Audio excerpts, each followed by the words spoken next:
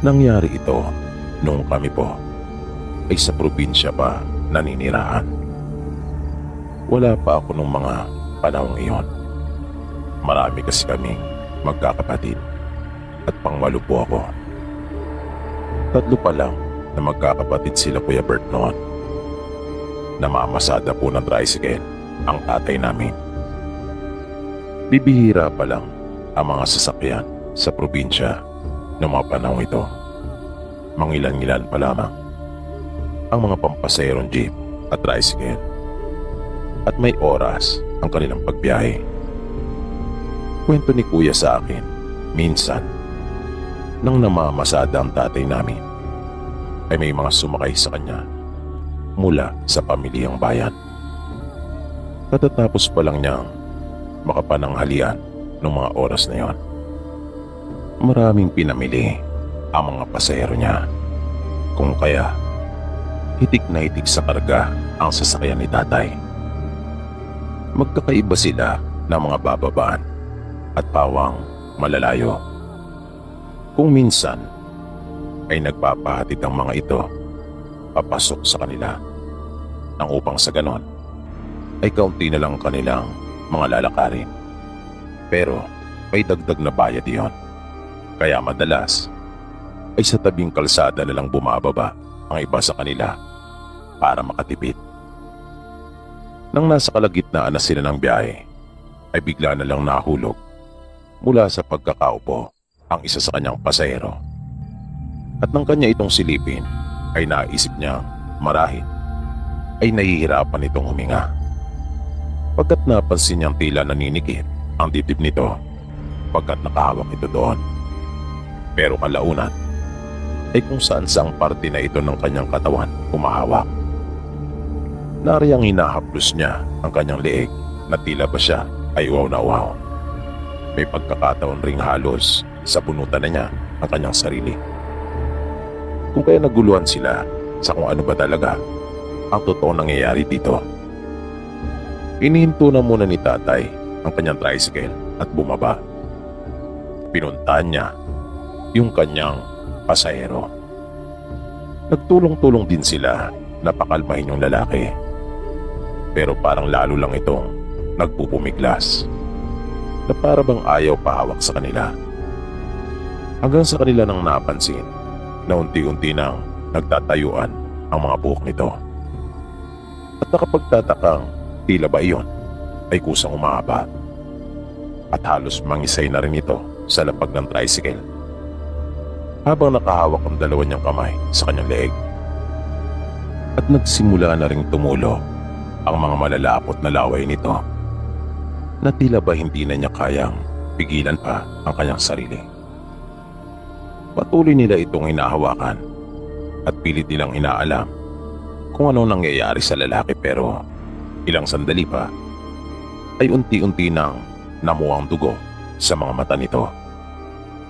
Kung kaya ang iba sa mga pasahero ni tatay ay gumawa na ng paraan upang makalabas mula doon sa loob ng tricycle at nagtatakbong palayo habang sumisigaw ng aswang.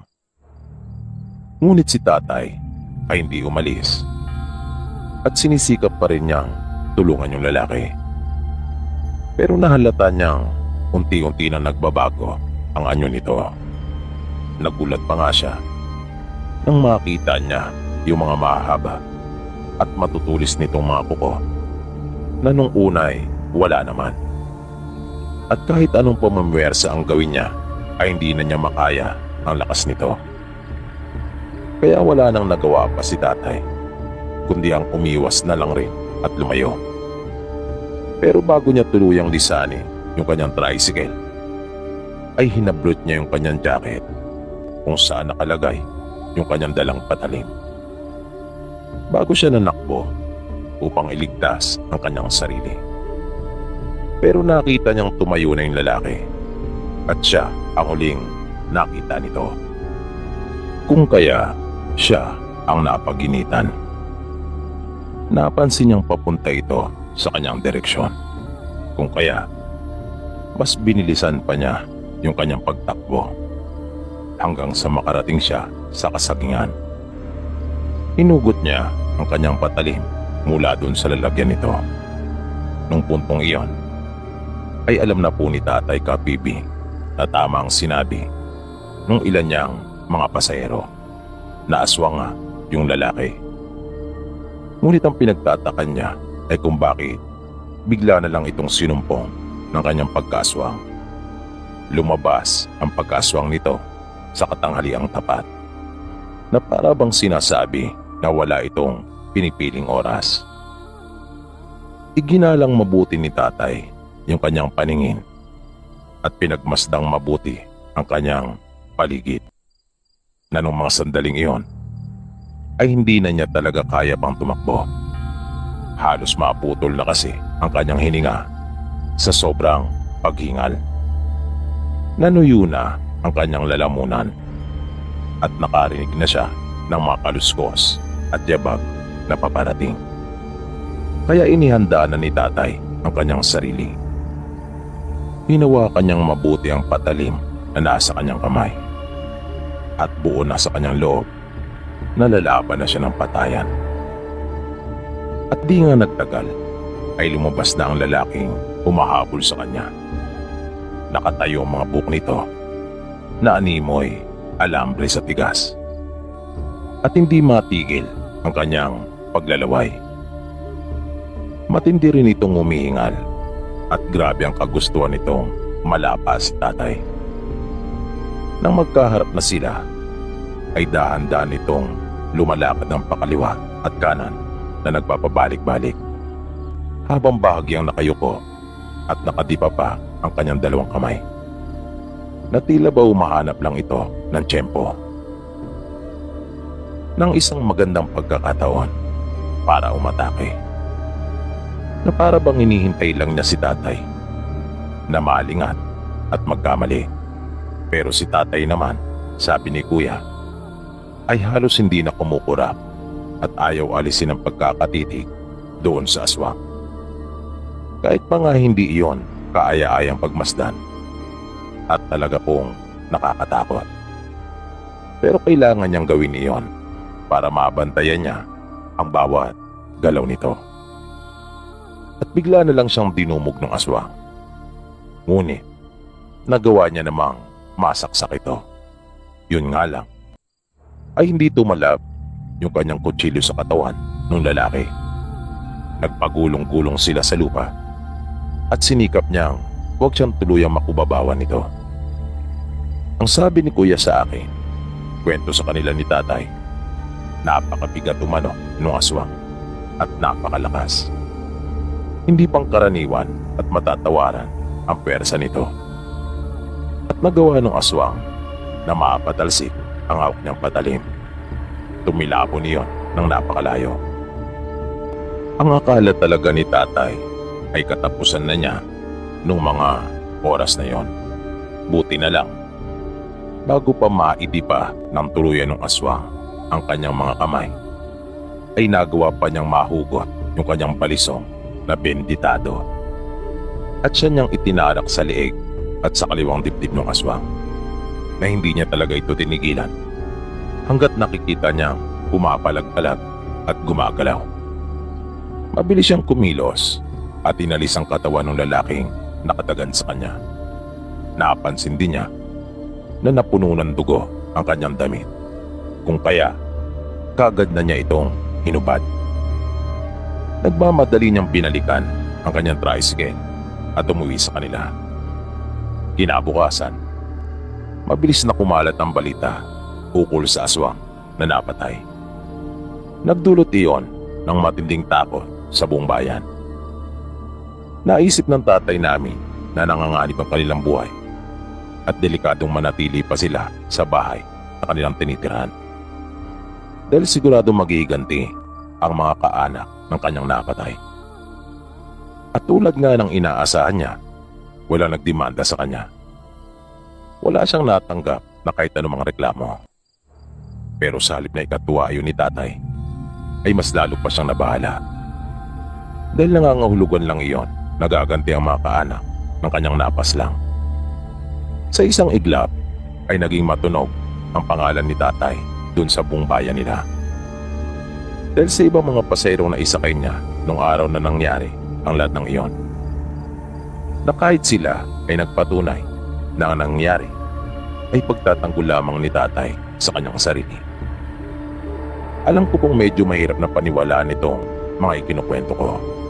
Sabi din ni Kuya sa akin, noon may mga taong hindi rin naniniwala at sinasabing baka langulang at nasa impluensya ng ipinagbabawal na gamot yung umatake kay tatay. Pero mismo mga pasahero nakakita ng pangyayari ang nagsasabing hindi karaniwang tao ang kanilang nakita, kundi isa talagang aswang. Marami ang nagmagandang loob noon kanila tatay, lalong-lalo na yung kanilang mga kamag-anak at kaibigan. Marami ang nagpresenta na kanilang tirahan ang mga bakanting lupa na pagmamay-ari nila. Ngunit ang napili ni tatay ay yung sa isa niyang tuwin dahil sa iyon ay liblib. At ito hindi basta-bastang mararating nino man, kahit pa ng mga aswang. At meron doong mga kalapit. Pero kahit na may mga kalapit silang bahay, ay di man lang nangimi yung mga kamag-anak ng kanyang napatay. Dahil itinuloy pa rin ng mga ito yung kanilang masamang plano. Ngunit hindi akalain nila tatay na kung ano yung kanyang napatay, ay siya rin pala ang mga kamag-anak nito. Ang akala kasi nila noon ay nahawaan lamang yung napatay ni tatay. At bagong hawa lamang nung mangyari ang insidente na yon, kung kaya kahit katanghaliang tapat ay sinumpong at umatake. Ang bungangkan pala nito ay mga aswang. At ganong uri pala talaga ang mga ito. Walang pinipiling oras kung umatake. Basta sinumpong ng kanilang pagkaaswang ay manununggab at mananakmal. Isang gabi, habang tahimik na ang lahat at mga nagpapahinga na, ay bigla na lamang nagkahulan yung kanilang mga alagang aso. Buti na lang at hindi pa tuluyang nakatulog si tatay nung mga oras na iyon. Pagkat ayaw niya talagang magpakakampante. At dahil doon, kung kaya napabangon siyang bigla at kaagad na sinilip ang labas ng bahay.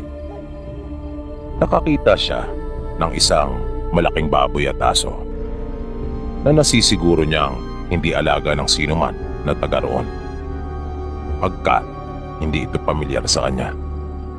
Nasa laki at sukat pa lamang ng mga ito ay sadyang magdududa ka na.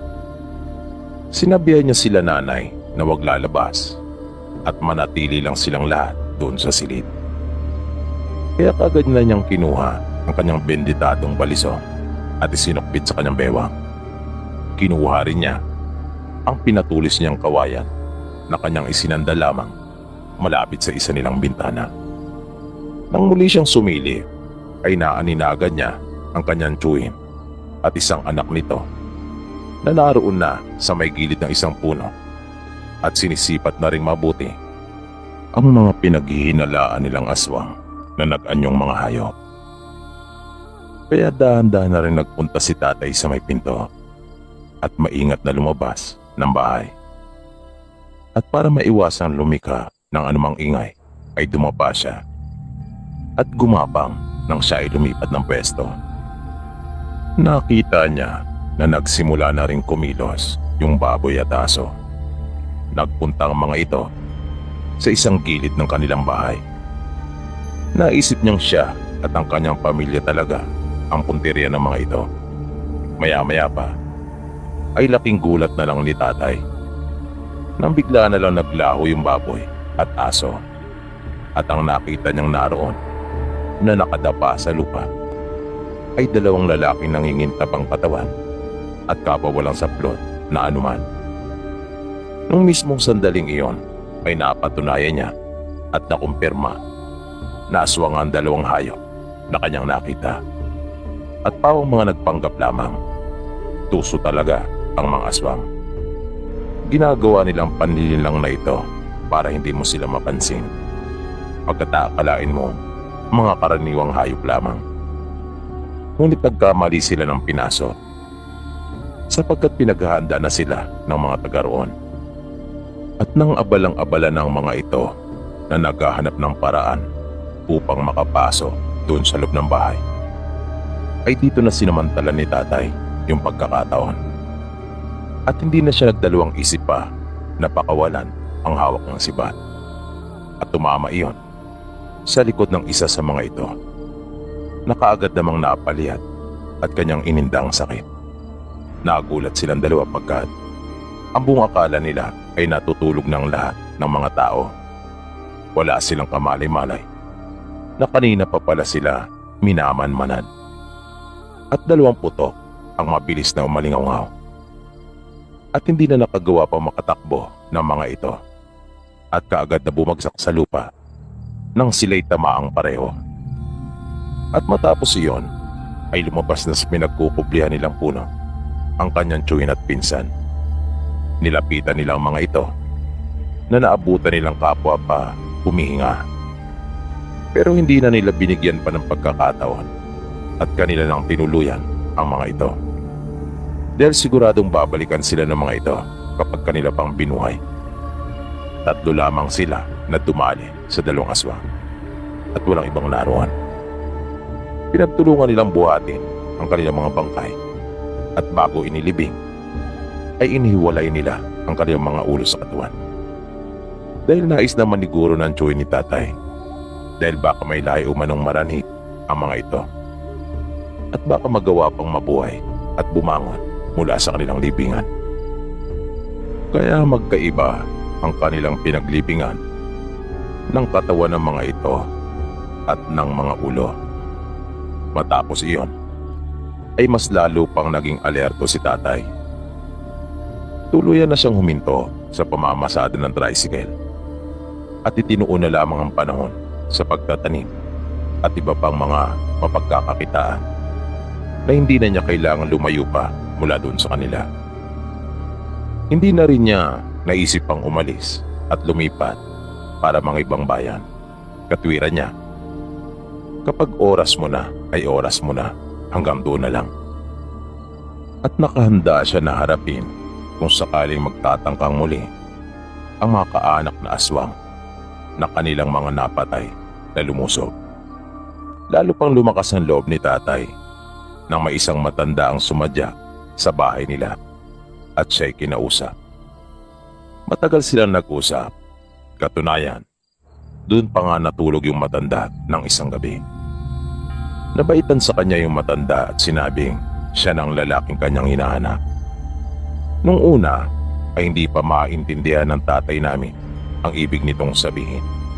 Pero kalaunan ay naunawaan na rin niya nang pakitaan siya nito ng mga nalalaman at galing. Isa pala itong antingero at isa ring manlalakbay na mahusay na manggagamot. At dahil sa nagustuhan niya ang mabuting ugali ng tatay namin, ay napili niya ito na siya niyang pinagkalooban ng kanyang agimat pagkat matanda na raw at luba na siyang nahihirapan. Nais na raw niya magpahinga. Ngunit habang nasa kanya pa ang iniingatang agimat, ay mananatili siyang buhay. Buhay, ngunit naghihirap. Pinag-isipang mabuti naman ni tatay ang tungkol sa bagay na yon. Hindi siya katulad ng iba na nagkakandara pa na magkaroon ng anting-anting na taglay.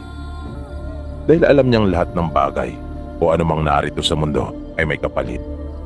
Pero nung huli, matapos na mapagtimbang-timbang at isa lang alang ang lahat, idagdag pa nga ang ukol sa kanilang sitwasyon noon, ay nagpasya siyang tanggapin ang iniaalok na iyon sa kanya nung matanda. Pagkat naisip niyang higit na mas makikinabang ang kanyang mga mahal sa buhay kung papayag siya sa kagustuhan nito. Pagkat sa taglay na kapangyarihan noon ay magagawa niyang may pagsanggalang sila sa sino mang magtatangka ng masama sa kanilang mga buhay. At kwento ni Kuya sa akin, doon nila nakita na hindi pala ganong kadali ang pagsasalin ng agimat. Dahil halos ikamatay daw iyon ng tatay namin.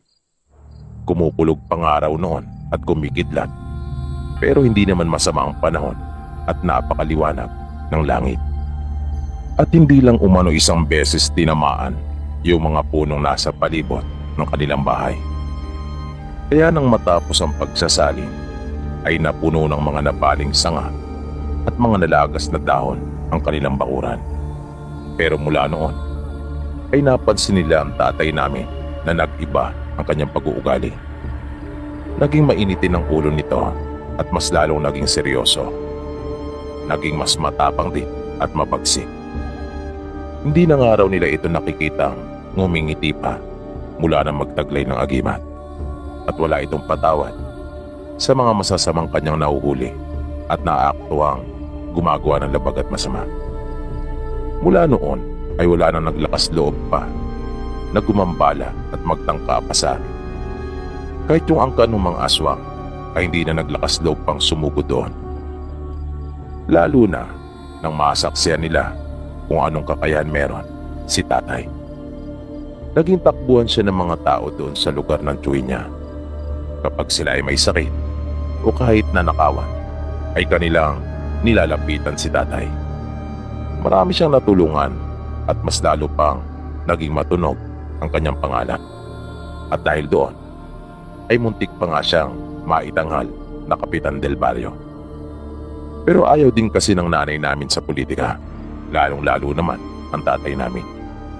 Kaya hindi rin niya tinanggap kahit ano pang pagpupumilit ng mga kababarin niya sa kanya. Pero nang nagkaisip ako ay hindi ko na naabutan pa si tatay dahil napatay siya ng tambangan ng mga taong may galit sa kanya. Pinagplanuang mabuti ang ginawang pagpatay sa kanya. Itinaon sa isang handaan kung saan naimbitahan siya na maging ninong at kinasabwat ang isa niyang malapit na kaibigan. Kahit sa anong okasyon kasi ay hindi mo si tatay basta-basta mapapakain. Kahit gaano pa kasarap ang nakahain at inihanda nung may okasyon. Dahil nag-iingat siya. Sa mga ganong pagkakataon kasi ay maaari siyang tablan pagkat walang bisa ang kanyang agimat. At kung tumagay man ito ay isa at hanggang 3 lamang. At hindi mo talaga mapapaharap sa inuman. Hindi mo ito mapapababad. Kung kaya, sa ibang paraan siya tinali. Ang buong akala niya ay may pag-uusapan lang silang mahalagang bagay ng isa niyang kumpare. Pagkat nagsabi ito na mayroong isusumbong sa kanya ukol sa nawawala nitong kalabaw. Pero habang sila'y naglalakad na nag-uusap, ay may mga nakaabang na pala at kagad siyang pinalo sa ulo at bato. Kung kaya, natumba siya at hindi na nakabangon pa. Pinagbabaril si tatay at pinagtataga. Pero naabutan pa rin siyang buhay nila nanay at ng mga kapatid ko. Ngunit nagdesisyon si tatay na isali na lamang ang kanyang anting nang siya ay maiuwi na sa bahay. Dahil tulad ng matanda na nagkaloob sa kanya noon, mananatili nga siyang buhay pero lupa lang siyang mahihirapan. Pagkat may matitindi na siyang sakit sa kaloob-looban ng kanyang katawan na iindahin. Si Kuya Bert ang napiling magmana sana noon, ngunit tinanggihan niya ito pagkat ayaw niya ng magulong buhay. Mula kasi na magkaroon si tatay noon ay naging magulo na raw ang pamumuhay namin. Kung kaya ang pangalawa sa panganay naming kapatid ang siya nagka-interes at tumanggap noon. Nang mamatay na si tatay, matapos siyang mailibing, ay lumipat na uli kami at nagpakalayo-layo. Wala rin kaming pinagsabihan kung saan kami pupunta at maninirahan para magsimula ng bagong pamumuhay. Nag-aalala kasi si nanay na baka hanggang sa bago naming lilipatan ay maasundan kami ng mga taong nasagasaan ni tatay at may matinding galit sa kanya. Pero makalipas lang ang halos 2 taon ay nagbalik doon ang pangalawa naming kapatid na si Kuya Daniel at nagiganti ito. Umabot hanggang sa bago naming kinaroroonan ang ginawa niyang paghiganti para kay tatay. Binalikan niyang lahat ng may kinalaman sa pagkasawi ni tatay at wala siyang pinatawad. Ni isa sa kanila ay wala siyang pinalampas. Naging wanted ito at mula noon hanggang ngayon ay hindi na namin ito muli pang nakita. Kung kaya hindi malinaw sa amin kung buhay pa ba ito o patay na. Pero malakas ang kutob naming napahamak na ito. Dahil kung buhay pa sana ito, kahit papaano, ay magagawa pa niyang magparamdam sa amin. At tulad nga ng kasabihan, naniniwala talaga ako na ang taong nabubuhay sa tabak ay sa tabak din mamamatay.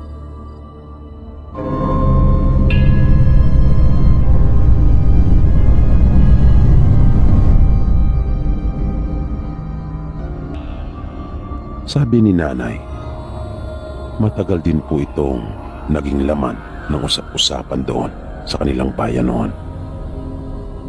Ito po ay karanasan ng pinsan ng nanay ko na si Uncle Pilong. Ayon sa paglalarawan ni nanay, si Uncle Pilong ay mabait at maalalahanin. Masipag din po ito at tumutulong talaga sa kanilang mag-anak. Kaya kahit mahirap ang buhay nila noon, ay hindi sila sumasala sa pagkain dahil na rin sa pagtsatsaga ni Uncle Pilong. Nang maganap ang trahedyang ito, ay 20 anyos na sila. At tutubo kasi ni nanay ang pinsan niya. Bukod sa mga gawain sa bukid, ang isa pang pinagkakabala ni Uncle Pilong noon ay ang pag-uuling at paggawa ng suka mula sa nyug.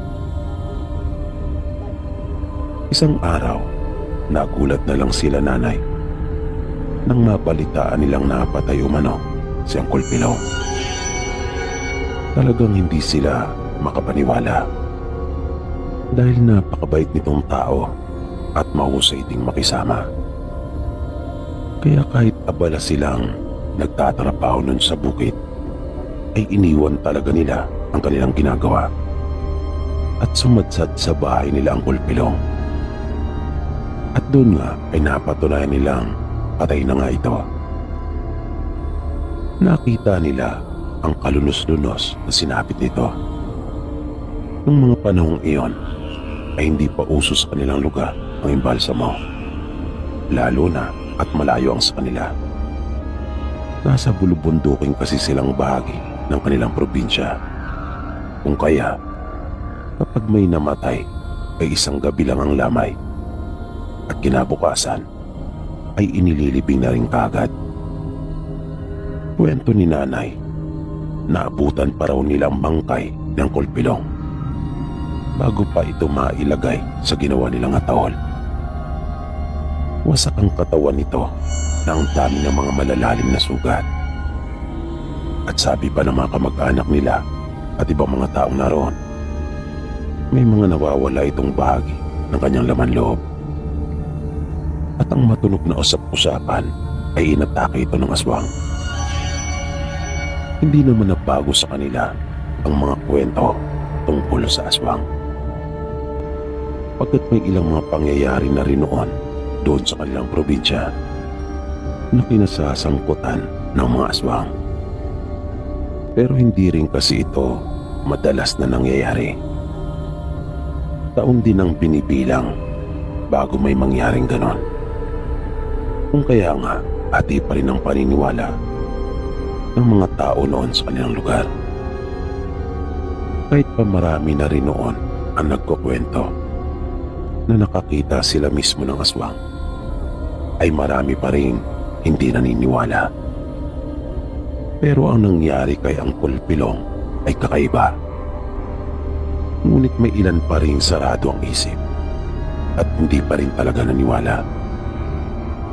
Nalaman nila nanay ang buong istorya nung gabi ng lamay. Bali nagpunta talaga silang lahat ng kanyang mga magulang at mga kapatid. Pagkatapos silang maghapunan noon ay umalis na sila ng bahay dahil malayo pa ang kanilang lalakarin papunta sa bahay ni Uncle Pilong.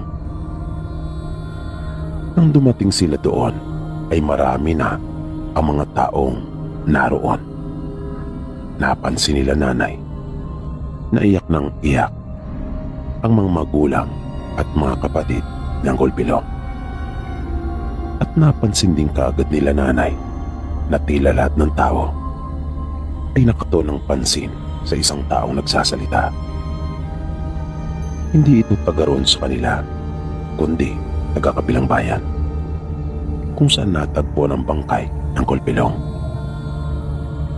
Kung kaya naisipan din nilang makinig sa sinasabi ng lalaki. Kwento nito, galing raw siya sa bahay ng kanyang kumpare dahil nakipag-inuman. Hindi niya sigurado kung anong oras na siya umuwi, pero malalim na umanong gabi. Nang nangangalahati na siya pauwi sa kanila, bigla siyang may nakasalubong sa daan. Binati niya raw ito ng magandang gabi, pero hindi ito gumanti ng pagbati sa kanya. Nang makalapit na ito sa kanya, ay napansin niyang marumi yung lalaki at nakakaawa ang kanyang mukha. Namumutla din ito na para bang wala ng dugo sa pagkaputla. Nakiusap ito sa kanya at humihingi ng tulong. Ang akala niya ay may kasama ito at iyon ay napahamak. Kung kaya iyon yung kanilang tutulungan. Iyon ang una niyang naging pagkaunawa. Kaya nagmamadali naman daw siyang sumunod doon sa lalaki, na habang naglalakad sila ay panay ang lingon sa kanya nito at itinuturo ng kanyang isang kamay ang direksyon kung saan naroon nung sinasabi nito. Sumuot sila sa masukal na bahagi ng bundok. Halos may 15 minutos din silang naglakad hanggang sa makita niya ang isang katawan na nakaandusay at naliligo sa sarili nitong dugo sa kakahuyan. Kaya nagmamadali niya itong nilapitan. Pagluhod niya sa tabi ng katawan ng lalaking nakahiga sa lupa, ay tumambad sa kanya ang nakakakilabot at kalunos-lunos na sinapit nito. Nagtamo ito ng maraming sugat at halos lahat ng iyon ay malalalim. At napansin niya kaagad na wala na itong buhay. At nagulat siyang bigla nang makita ang muka ng bangkay. Agad niyang hinagila yung lalaking nakasalubong niya sa daan na siyang nagturo ng bangkay, ngunit hindi na niya ito matagpuan. Bigla siyang nangilabot pagkat itinuro nito mismo sa kanya ang sariling bangkay kung saan matatagpuan. Pagkat yung bangkay na nasa harapan niya ay iyon din yung lalaking nakasalubong niya sa daan. At iyon nga ay isang Kulpilong. Pagpapatuloy pa ng lalaki, ang akala niya ay nagawa na niya yung gustong ipagawa sa kanya ni ang Kulpilong. Pero nagpakita pa ito sa kanyang panaginip. Ipinakita sa kanya kung paano ito walang awang nilapa ng aswang. Nananlaban pa umano si ang Kulpilong, pero lubang malakas yung aswang at hindi niya talaga ito kinaya. Sa panaginip niya ay nakitaan niya ring nanigas ang katawan ni ang Kulpilong at hindi nakagalaw. Kung kaya malayang naisa katuparan ng aswang yung masama niyang balak. Sabi pa ng lalaki, ipinakita din sa kanya ni ang Kulpilong yung mukha ng aswang at isa iyong babae. Hinihingi ng mga magulang at mga kapatid niyang Kulpilong yung larawan ng babaeng tinutukoy ng lalaki na nakita niya sa kanyang panaginip. Ngunit hindi niya raw iyon mailarawan. Pero kung kanya itong makikita, ay agad niyang makikilala. Bigla naman nagkaroon ng komosyon. Nang hindi sinasadyang matabig ng isang babae yung mga baso ng kape na dala-dala ng pinsang babae ni nanay. Nakatawag talaga yun ng pansin sa mga taong naroon na nakikipaglamay. At panandali ang nawala ang atensyon doon sa lalaking nagsasalita na siyang nakatuklas sa bangkay ng Kulpilong. At napuntang lahat ng kanilang pansin doon sa babaeng nakasagi sa mga baso ng kape na nagmamadaling umalis. Kaya biglang sumigaw yung lalaki at iniutos na pigilin yung babae. Dahil bigla itong nagduda kung anong dahilan ng babae, kung bakit ito nagmamadali at tila ba may iniiwasan. Ngunit bago pa nila ito mahawakan upang pigilan, ay mabilis na itong nakalabas ng bakuran. Pero hindi sila tumigil. Kanila itong sinundan. Dalang kanilang mga itak at kahoy na pamalo ay hinabol nila ito. Kwento ni nanay, marami ang humabol ng mga kanayo nila. Nakasama rin sa mga humabol ang tatay niya at tatay niyang kulpilong, dalawa niyang pinsan, at yung lalaking taga-kabilang bayan. Maya-maya ay nakita nilang bumalik na ang karamihan sa kanila at sinabing hindi na nila naabutan pa yung babae pagkat bigla raw itong naglaho. Pero yung mga malapit na kaanak ng kulpilong at yung lalaki ay hindi pa rin nakabalik. Hanggang sa nauna nang umuwi sila nanay kasama ang mga kapatid niya sa kanilang bahay. Nang mga madaling araw na ay nagulat sila nanay. Nagising sila nang marinig ang tinig ng kanilang mga magulang. Pagpasok ng mga ito sa bahay ay agad na nanghingi ng kape ang tatay nila. Kung kaya, ipinagtimpla naman ito ni nanay. Habang nagkakape, ay kinuwento nito na nahuli nila yung babae. At ito yung sinasabi ng lalaki na ipinakita sa kanya ng kulpilong sa panaginip. At totoo ngang aswang yung babae. Dahil nung huli, ay inilabas din nito yung tunay niyang anyo. Na sinubukan pa raw silang ipailalim sa udom nito. Buti na nga lang at marunong din pala yung lalaki na taga-kabilang bayan at nakontra niya kaagad yung ginagawa ng aswang. Kwento pa ng tatay ni nanay sa kanila, matagal bago nila napaamin yung babae. Bigla nilang naitanong kung nasa na yung babaeng aswang. Hindi kaagad nakasagot ang tatay ni nanay at napatingin lang ito sa kanila. Maya-maya ay sinabi nitong mas mabuti nang hindi nila malaman. Pero nahulaan na nila nanay kung anong kanilang ginawa dahil na rin sa binitawang pananalita ng tatay niyang kulpilong na hindi siya papayag na hindi niya maipagiganti ang kanyang anak, na kung mabibigyan lang raw siya ng pagkakataon bago mailibing sa kinabukasan siyang kulpilong, ay isasama niya sa hukay yung may kagagawan ng kanyang pagkamatay. Kaya kahit hindi sabihin ng direkta ng tatay ni nanay sa kanila, ay malinaw na kung ano yung sinapit ng babae. Nailibing siyang kulpilong na nakamtan niya yung katarungan sa malapit niyang sinabi. Sabi ni nanay, mula nang mangyari iyon, ay naging maingat na sila at iniwasan na talagang magpagabi pa sa daan.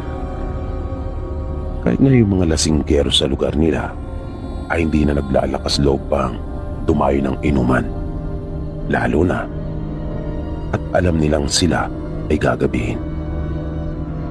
Ang pamilya naman nila nanay at mga kaanak ay naging alerto rin dahil sa pangambang baka balikan pa sila ng mga kalahi ng babaeng aswang. Inisip kasi nila na baka alam ng mga ito na bumisita yung kanilang kalahi sa lamay ng kanyang nabiktima at hindi na muling nakabalik pa. Kaya kapag may nagagawi sa kanilang ibang tao, ay talagang listo sila nanay. At mula din noon, ay hindi na sila nawawalan pa ng mga pangontra sa aswang. Pero sabi ni nanay, minsan na rin silang pinaraanan ng aswang sa bahay nila. At hindi lang isa ang nagtangkang bumisita sa kanila. Buti na lang at naroon noon ang ilan nilang mga kaanak na lalaki dahil magpapagapa sila.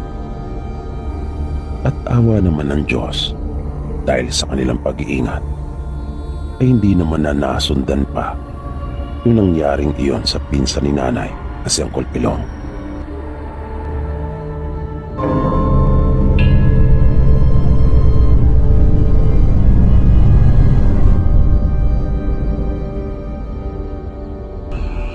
Matagal ko na sanang gustong ibahagi itong naging karanasan ko.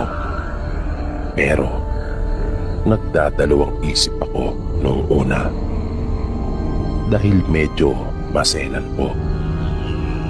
Pero gusto ko talagang maipadala at maibahagi sa inyo. Kaya naisipan ko na lang na ibahin yung mga pangalan.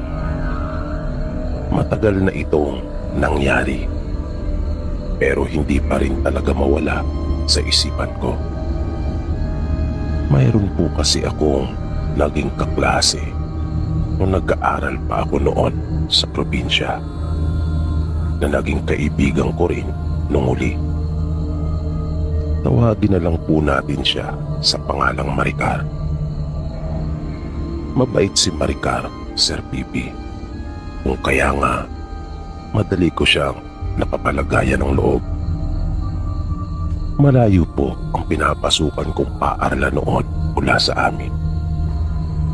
Isa lang naman ang pinaka-highway na nag-uugnay sa lahat ng bayan sa aming probinsya. Maliit lang po kasi ito. Kaya mula sa amin ay isang sakay lang. Pero malayo. Yun lang kasi ang nag-iisang paaralan ng kolehiyo doon sa amin. Kaya madalas ay ginagabi na ako sa pag-uwi.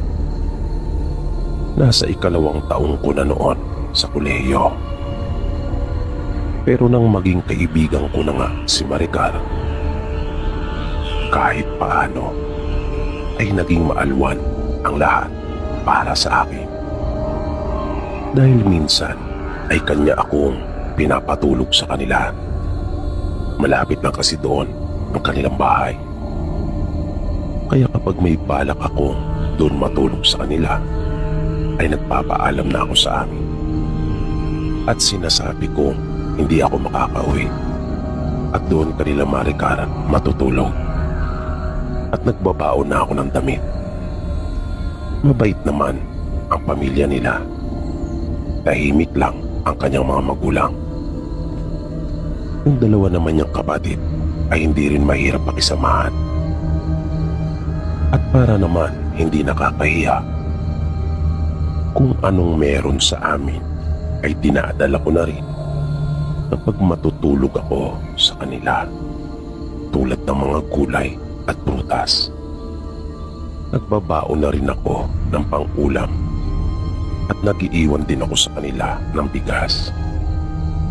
Kaya nung mga panahon na iyon ay masasabi kong maayos at masaya ang takbo ng aming buhay.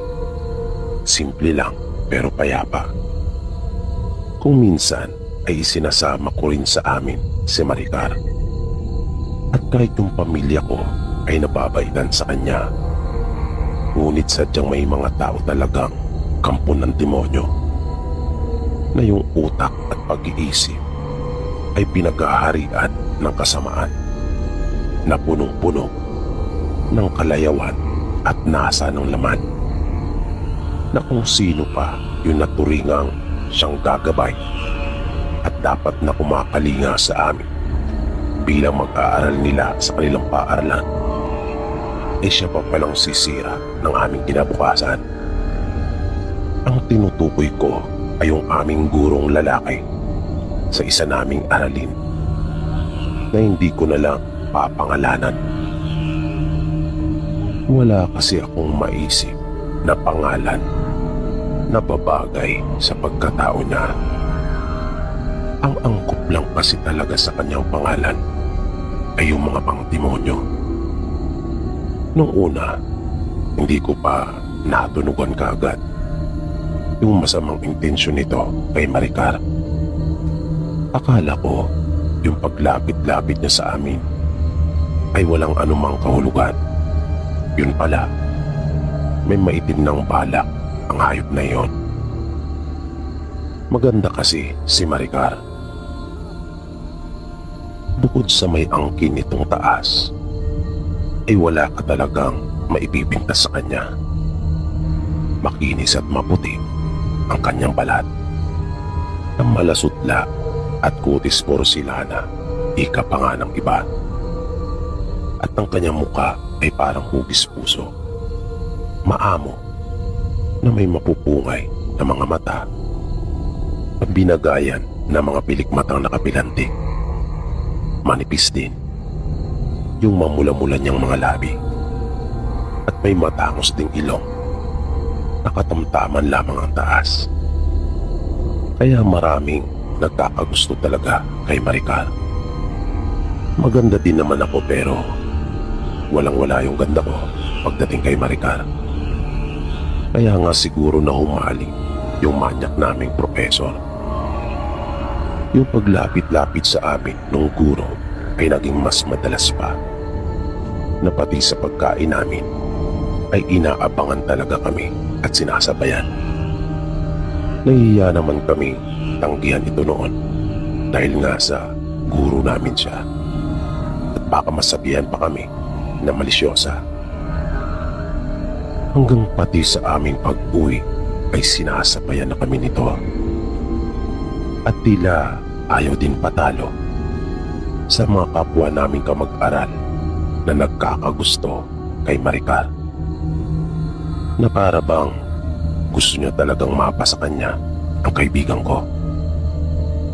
Hanggang sa naitsapwera na ako at bihira nang makasama si Maricar. Dahil na rin sa demonyo naming professor na iyon.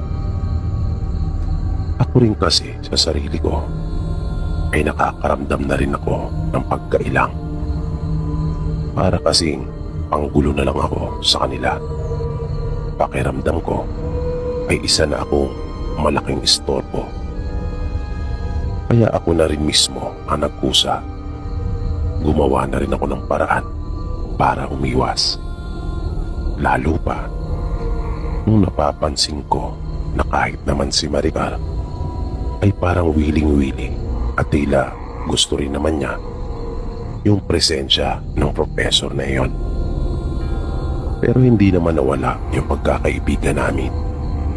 Hindi na nga lang kami nagkakasamang madalas dahil lagi nang nakabakod sa kanya yung guro na iyon. Mabilis na lumipas yung mga araw hanggang sa nagulat na lamang ako nang isang araw ay hindi na pumasok si Maricar. Kinutuban na ako ng hindi maganda nang pati yung guro namin ay hindi na nagpakita. At dahil sa pag-aalala at pagmamalasakit na rin sa aking kaibigan ay pinuntahan ko ito sa kanilang bahay. Ngunit hindi niya ako hinarap at nagdahilan na masama raw ang kanyang pakiramdam. Sabi ng nanay niya ay baka nahihiya ito dahil sa kanyang sinapit. Doon ko nalaman na tinakasan na pala ito nung mapagsamantala naming guro matapos niyang mabuntis si Maricar. At ang masaklap pa ay mayroon na pala itong pamilya na nasa karatig lalawigan namin nakatira. Kahit malumanay yung pagsasalita ng nanay niya habang nakikipag-usap sa akin, ay ramdam ko yung sama ng loob nito dahil sa nangyari sa kanilang anak. Pero ang mga sumunod na nangyari ay talagang hindi ko lubos na inaasahan. Hindi maabot ng isipan ko kung paanong naganap yon. Parang hirap talaga akong paniwalaan na nangyari ang mga bagay na iyon. Simula kasi nang malaman kong nagdadalang tao na siya, ay sinikap ko pa rin puntahan ng madalas upang alamin ang kanyang sitwasyon. Hanggang sa hinarap na rin niya ako at tumingi ng paumanin sa akin. Sa madalas kong pagbisita ay nabanggit sa akin ni Maricar na hindi niya talaga ginusto na siya ay mabuntis. Pero inamin niyang tinanggap niya yung guro namin at naging sila. Pero wala talaga siyang balak na gawin yung bagay na iyon. Kaya lang ay niloko siya nung guro namin. Nangyayain siya nito sa isang handaan at magsinungaling. Pakiramdam pa ni Maricar ay mayroon daw itong inilagay sa kanyang ininom. Kaya sabi niya, pinuwersa siya at labag talaga sa kanyang kagustuhan ang ginawa ng kanilang guro sa kanya. Pagtatapat pa niya sa akin noon, ay ayaw daw niya yung kanyang pinagbubuntis. Matindi yung galit na kanyang nararamdaman noon para sa aming guro. At nais pa nga niyang idamay yung bata pagkat ayaw daw niya talaga noon. Pero lagi ko siyang pinapayuhan at pilit kong pinapaunawa sa kanya kung ano yung mas makabubuti. Nang mga 5 buwan na ang kanyang tiyan, ay minsan pa akong dumalaw kay Maricar.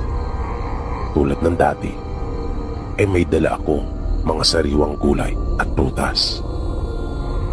Pagdating ko sa kanila ay nakasarado yung pinto sa harapan ng kanilang bahay. Kung kaya, umikot ako sa likod upang doon ko na lang ilagay ng diretso yung mga dala ko sa kanilang kusina. Sanay na kasi ako sa kanila at hindi na rin naman kasi iba ang turing nila sa akin. At ganoon din naman ako sa kanila. Pero laking gulat ko nang maabutan ko ang isang babaeng nakalupasay sa lupa sa tapat ng lababo. At abalang-abala na may pinapangus ito. Nanindig ang mga balahibo ko sa katawan dahil sa nakita kong nagkalat ng mga dugo.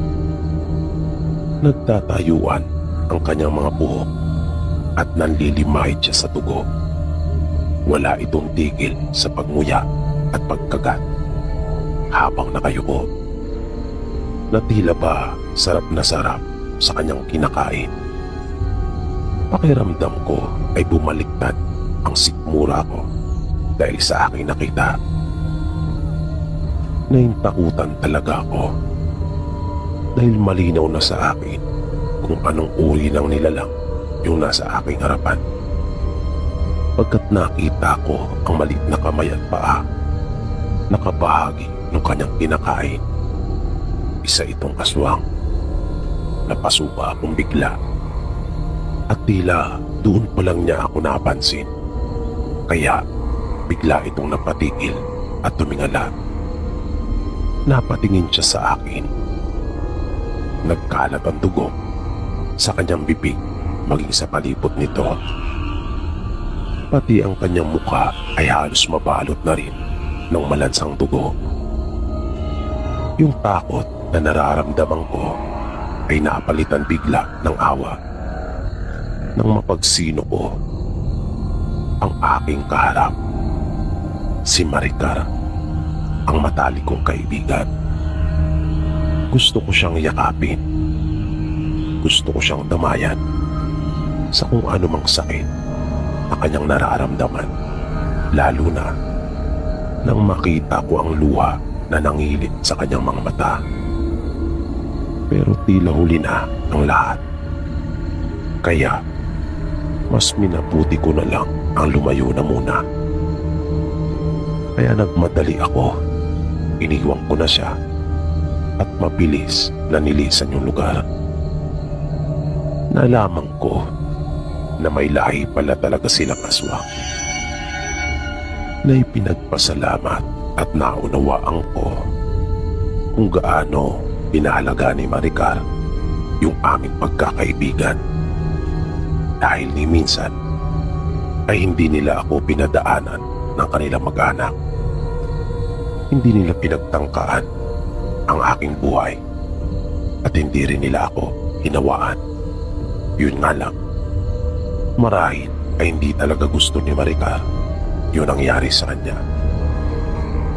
Nung huli, nabalitaan din namin at naging matunog yung usap-usapan doon sa aming paaralan ang tungkol sa biglaang pagkamatay ng mapagsamantala naming guro na iyon, na malakas ang kutob ko may malaking kinalaman ang mag-anak ni Maricar.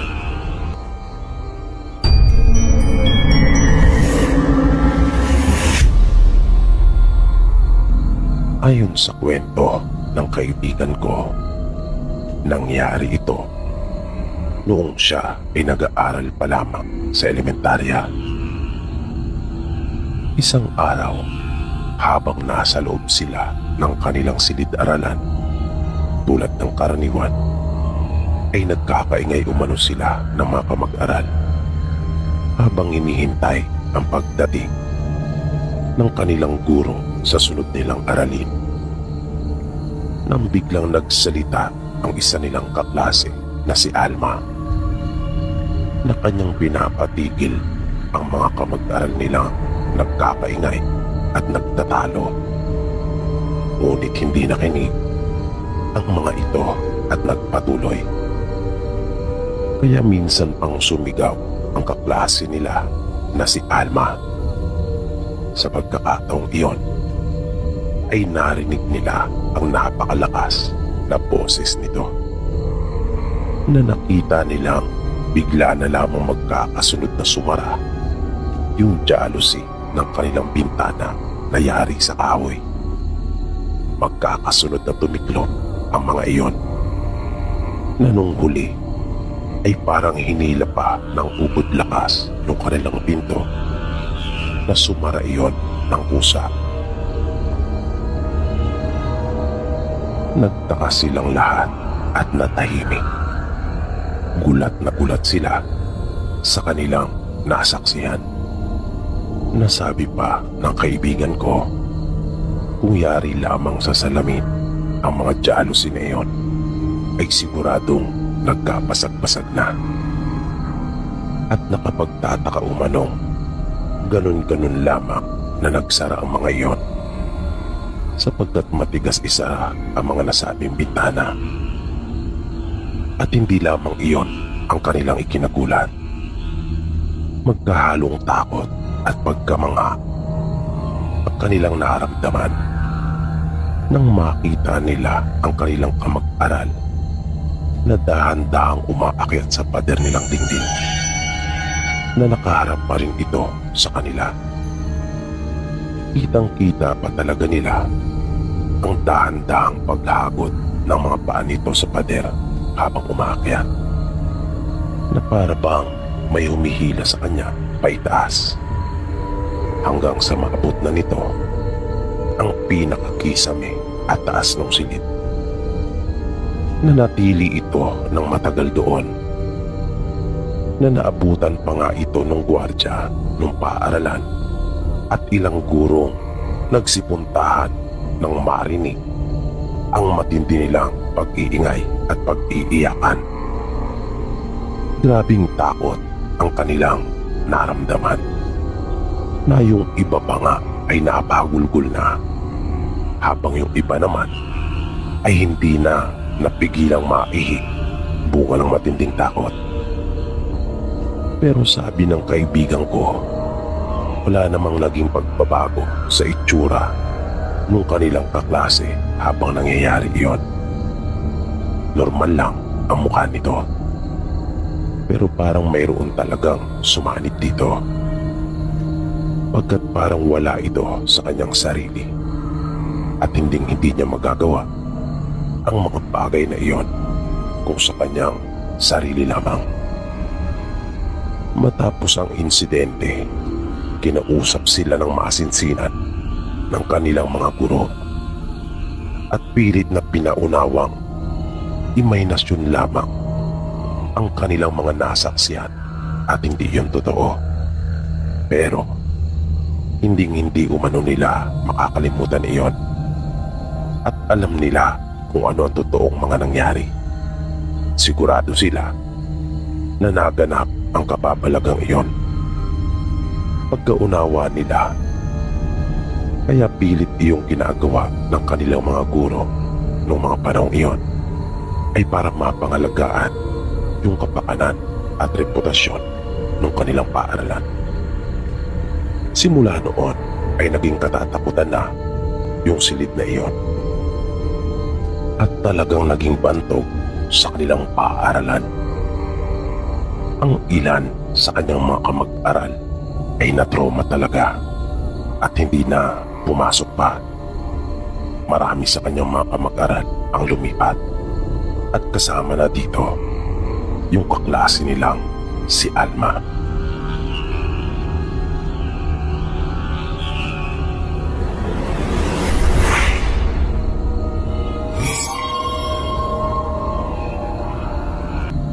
Bakasyon noon sa kanilang paaralan at naisipan nilang magpunta sa probinsya ng isa nilang kaibigan.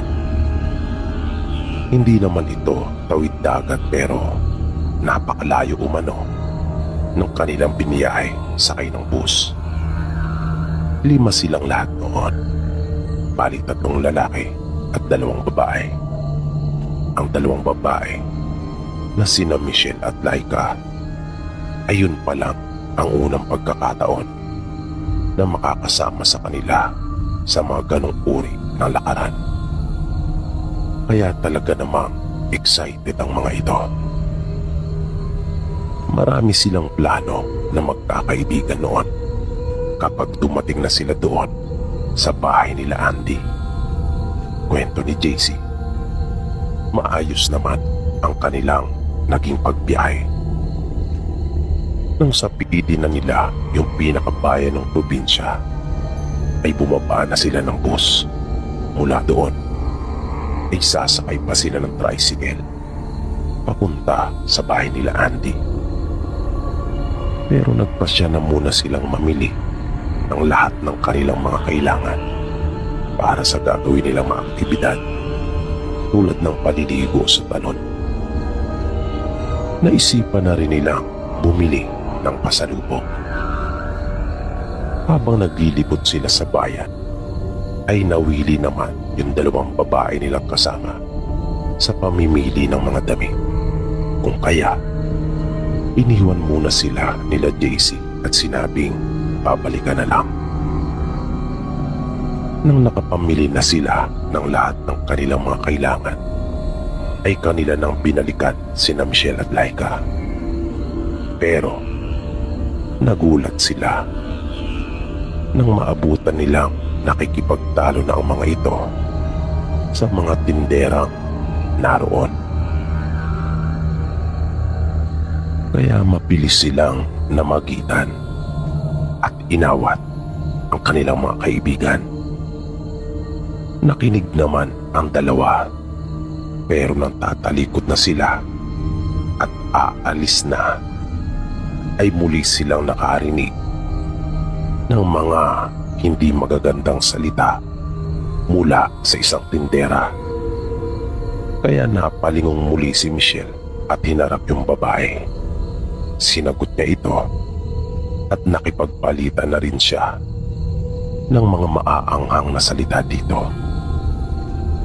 Napansin naman ni JC na tila may ibinubulong yung isa pang tindera. Kaya nag-alala na siya. Naisip din niyang baka kuyugin na sila at pagtulungan ng mga taga roon. Baka pagkaisa na sila.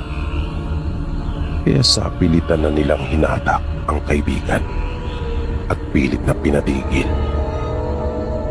Nakita pa ni JC na panay ang paghingi ni Andy ng paumanhin sa mga tindera pero ayaw talagang tumigil nung isa.